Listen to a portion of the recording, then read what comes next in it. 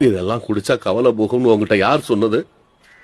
2 வருஷம் பழகின பொண்ணு கிடைக்கலன்னு நீ குடிக்கிறியே, 20 வருஷம் தூக்கி வளர்த்த பிள்ளைங்களுக்கு கிடப்பானோன்னு கவலை வந்துருச்சு. அதை மறக்கிறதுக்கு நானும் உங்க அம்மாவும் குடிச்சா நீ தாங்கிக்குவியா? நான் குடிக்கட்டுமா?